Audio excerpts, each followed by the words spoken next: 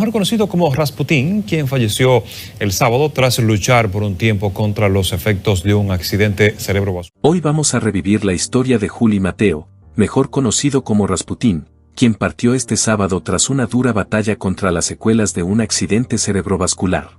¿Lo recuerdas? ¿Lo escuchaste alguna vez en una fiesta familiar, en la radio, o en esas noches que nadie olvida? Y si no, quédate, porque aquí te contamos quién fue y por qué su legado sigue tan vivo como su trompeta.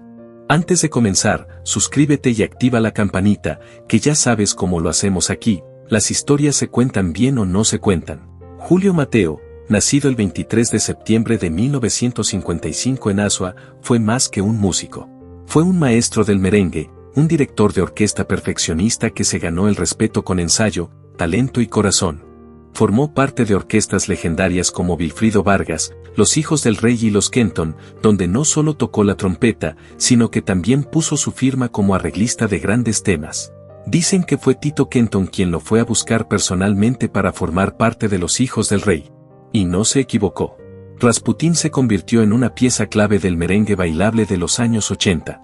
Su música, lejos de quedarse en el pasado, sigue sonando en fiestas, emisoras y corazones como si el tiempo no hubiera pasado. Porque cuando algo se hace con el alma, se vuelve eterno. Dime tú, ¿qué es lo que hace que alguien se enamore para siempre de la música? Yo también. Si tú te la buscas, yo también. Yo también. Si te tienes, yo también. ¿De qué motivo tu cruel adiós? ¿Dónde fallé? En el caso de Rasputín, todo comenzó cuando era apenas un niño y, en medio de una fiesta patronal, quedó hipnotizado viendo tocar a una banda. No era un juego, lo suyo fue amor a primera vista, con la trompeta. Pero claro, el maestro no lo tomó en serio. Le dijo que era muy chiquito para ese instrumento y le dio una trompa, esperando que se conformara. ¿Y qué hizo Juli? Pues la empezó a manipular hasta que, literalmente, la dañó. No era rebeldía, era una señal. Su padre, que sabía leer los silencios de su hijo, entendió que eso no era lo que él quería, y un día llegó con una trompeta de verdad, una joya que había pertenecido a uno de los grandes del pueblo. Le costó 50 pesos, una fortuna en aquel entonces, pero no le importó, Juli era su hijo favorito. De 9, él era el que más lo inspiraba, aunque hubiera repetido quinto grado más veces de las que quería admitir. Dicen que era inquieto, que no paraba quieto ni en la escuela, pero su padre encontró la forma de canalizar esa energía, logró que lo aceptaran en la banda de la Marina de Guerra. Y ahí fue donde todo cambió. Juli Mateo se convirtió en músico militar, tocando con disciplina durante 4 años. No fue solo música, fue carácter, fue temple. Fue ahí donde se empezó a formar Rasputín. ¿Y ese apodo? Una historia digna de película. Un día, mientras Papirilo pasaba lista, soltó en voz alta, Rasputín. Juli intentó corregirlo, dijo que su nombre era Julio Mateo, pero ya era tarde. El apodo se le pegó como una sombra, y nunca más lo soltó. Claro, también tenía su genio, y más de una vez terminó corriendo vueltas de castigo en el campo de ejercicios. Pero esa rudeza no le quitó el talento.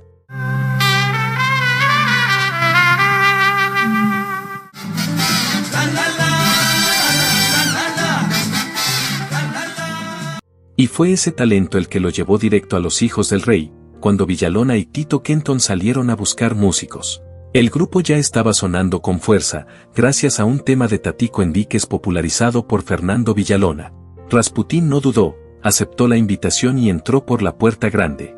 Pero aquí viene lo bueno, porque no todo fue armonía. Un día, Rasputín y Fernando Villalona se vieron envueltos en tremendo lío. Sí, como lo oyes, se fajaron. Y no fue cualquier discusión, hubo su buena moña. ¿Qué fue lo que pasó?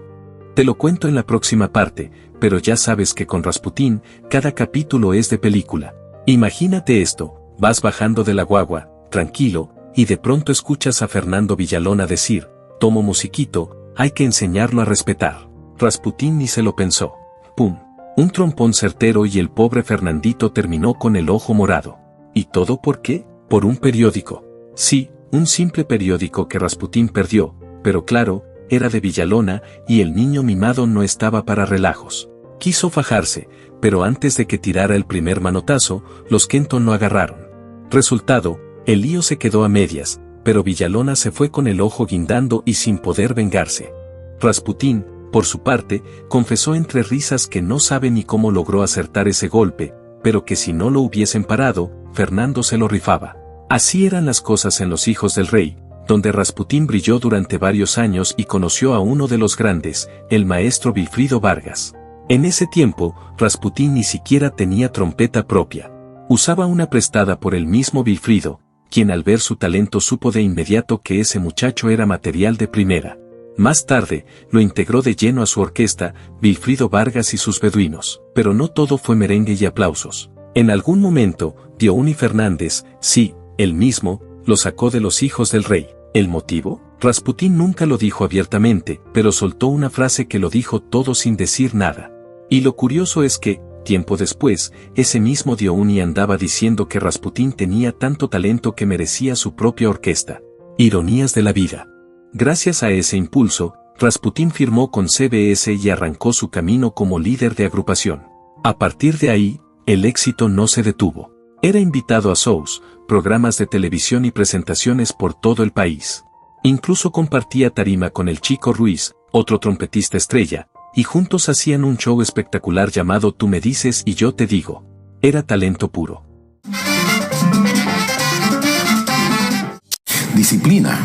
Disciplina en la orquesta de Vilfrido Vargas muy fuerte. Vilfrido era un guardia con los ensayos. Vilfrido Vargas, exigente como un general, ponía disciplina militar en cada ensayo. Dicen que era capaz de botar a un músico en pleno aeropuerto si no daba la talla.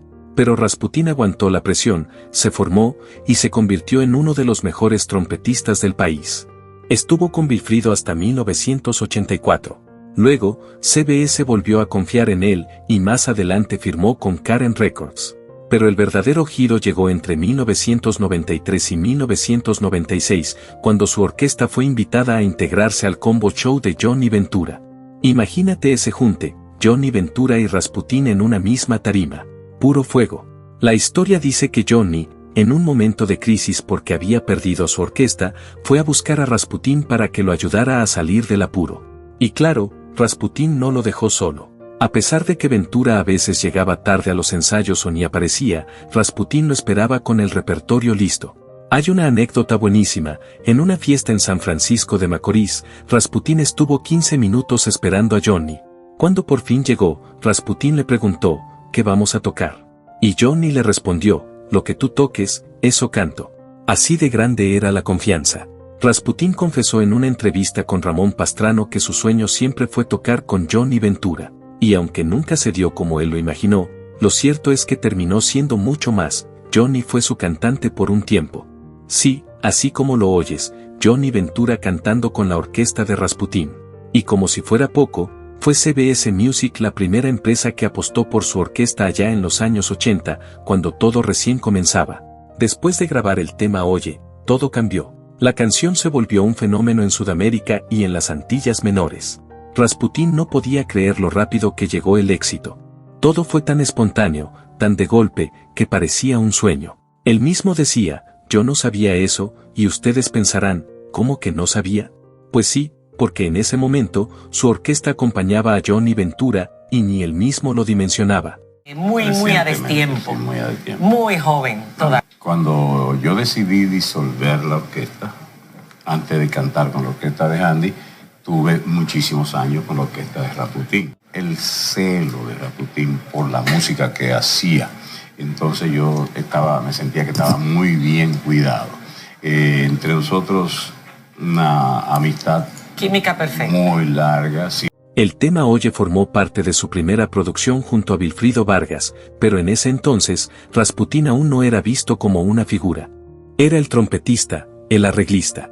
A pesar de que la canción sonaba en todas partes, su nombre seguía en la sombra, hasta que la música hizo lo suyo y lo puso en el centro del escenario. Oye, abre tus ojos, arriba, y con ese coro la gente deliraba. Juli Mateo, fiel a su estilo, decidió quedarse con Vilfrido Vargas a pesar de las presiones de la disquera que le pedían volar solo. Pero él lo tenía claro, trabajaban bien, Vilfrido le pagaba justo, y había química. Siempre lo dijo, Vilfrido Vargas, Fernando Villalona y Johnny Ventura son mis ídolos. No habrá otros como ellos en la música dominicana. Y aunque su sueño no era liderar una orquesta, la vida le tenía otro plan. Él solo quería ser trompetista o director, pero los demás lo empujaron y terminó creando su propia agrupación. Así nació la Orquesta Rasputín, con músicos de primera línea.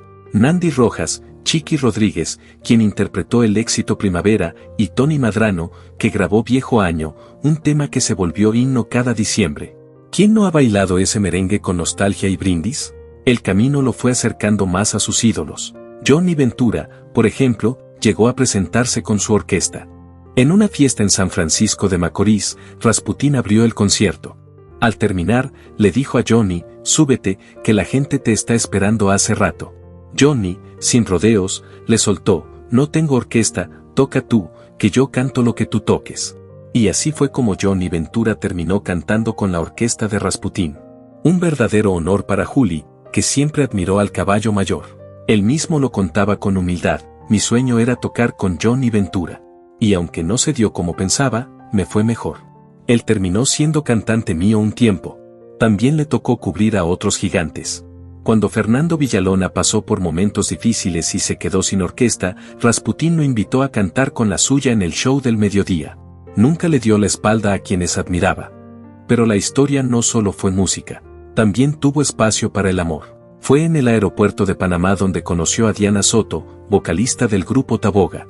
Él la vio, se acercó con su picardía caribeña y le soltó unos piropos. Ella pensó que su rostro le era familiar, y cuando supo que estaba frente a Rasputín, casi se desmaya. Diana trabajaba en un hotel y viajaba a República Dominicana para grabar su disco. Rasputín le ofreció ayudarla con la producción. Lo que empezó como colaboración musical, se convirtió en romance. Se enamoraron, se casaron el 12 de diciembre de 1997 y se establecieron en Santo Domingo. Él la incluyó en su orquesta y con ella renovó su imagen después de 15 años. Fusionó su vida personal y profesional y encontró en eso la verdadera fórmula de su felicidad. Juli Mateo, mejor conocido como Rasputín, no solo fue un ícono del merengue, sino también un hombre con una vida intensa, llena de éxitos, aprendizajes, tropiezos y mucha música. A lo largo de su vida, se casó 3 veces y fue padre de 6 hijos, Julio César, Zair, Rapsay, Alexandra, Juliana y Amaya. Detrás del artista, había un padre, un soñador y un hombre con corazón de escenario. Su legado musical es amplio, pero si hay un tema que lo inmortalizó fue Oye, con ese coro que ya forma parte del alma del Caribe. Oye, abre tus ojos y mira hacia arriba, disfruta las cosas buenas que tiene la vida. Un himno al optimismo. Pero no se quedó ahí. Rasputín también nos regaló Anja, El Carrito, La Primavera, Viejo Año, Titiguay, Consejos, La Mentira, Yo También y El Ilegal, entre muchos otros. Nacido el 23 de septiembre de 1955 en Atomayor del Rey, decía orgulloso, yo no solo nací en Atomayor, yo soy una creación de Atomayor. Su infancia estuvo rodeada de música. Sus hermanos Pedro, Manolo y Eduardo también eran músicos, y aunque sus hermanas cantaban afinadas, nunca lograron fama por no cumplir con los estándares de belleza de la época. Una realidad injusta que él mismo denunciaba con tristeza. Desde pequeño, Rasputín mostró talento, a los 8 años ya estudiaba con el método eslava y más tarde ingresó a la Academia de Música de su ciudad natal. A los 16, se mudó a Santo Domingo con la ilusión de ingresar a la Marina de Guerra. Lo logró. Su trompeta lo llevó lejos. Bajo la dirección del maestro Santiago Valdés, se formó con disciplina y pasión durante 4 años. Tras su paso por la Marina, trabajó como músico en el nightclub del Hotel Jaragua, tocó en orquestas como Los Hijos del Rey, con los hermanos Kenton, Van Cepeda, Aníbal Bravo, Cheche Abreu y, por supuesto, el maestro Vilfrido Vargas. Antes de unirse a Vilfrido, dirigió por 3 años una orquesta en Curazao, Camasa, con Chiqui Rodríguez y Nandi Rojas. Pero fue en 1984 cuando dio su verdadero salto como solista con su álbum Nadie, que debutó con éxito en el Peñón de Barahona. Luego vino El Monje, su producción con CBS, donde brilló con Viejo Año, cantado por Tony Medrano, un tema que hasta hoy marca cada diciembre en muchas casas latinas. En 1985 lanzó El Monje y El Rebelde, donde fusionó merengue y vallenato junto a Alfredo Gutiérrez, destacando con Titiguay y El Hombre del Palo. En 1986 cerró su ciclo con CBS y fue fichado por Karen Records, donde grabó joyas como Macumba, El Ilegal y Toda la Vida No Me Quería. Rasputín no se limitó al merengue, exploró la salsa, bolero, bossa nova, jazz y hasta música instrumental. Era, por naturaleza, un músico inquieto. En los 90, tras cerrar contrato con Karen, se alejó un poco de la industria, decepcionado por la falta de apoyo a su álbum Huellas, vendido a Juan Nausen Records sin recibir promoción. Aún así, no dejó de crear. En 1992 grabó El baile del pollo con Josy Santos y colaboró con Johnny Danchora en El rabo de lechón. También grabó de forma independiente y en 2005 lanzó uno de sus últimos temas, Amante Gaviota. Rasputín fue parte del colectivo Época Dorada del Merengue, donde interpretaba algunos de sus temas más recordados, aunque con participación limitada. Pero la vida también lo golpeó fuerte. En 2011 sufrió su primer derrame cerebral justo antes de un show en Bávaro. Se cayó en el baño, logró llegar a la cama y pidió ayuda a su esposa. 5 años después, en 2016, un segundo derrame lo dejó con parálisis facial. Aún así, no perdió el brillo en los ojos ni las ganas de vivir. Rasputín encontró el amor verdadero en Costa Rica al conocer a Diana Soto, vocalista del grupo Taboga. Se conocieron en el aeropuerto de Panamá. Él, con su carisma habitual, se le acercó con piropos. Ella pensó que lo conocía de algún lado, y cuando supo que era Rasputín, casi se desmaya. El romance fue instantáneo. Se casaron el 12 de diciembre de 1997 y vivieron en Santo Domingo. Diana se integró a su orquesta y juntos renovaron su propuesta musical y su vida. Porque Rasputín fue eso: música, familia, historia y corazón. Después de tantos años entregando su vida a la música, Rasputín se retiró de los escenarios y pasó sus últimos días en la tranquilidad de su hogar, bajo el cuidado de su familia. El daño que dejó aquel derrame cerebral fue profundo, pero él luchó, como siempre lo hizo. Y aunque parecía estable, el destino tenía otros planes.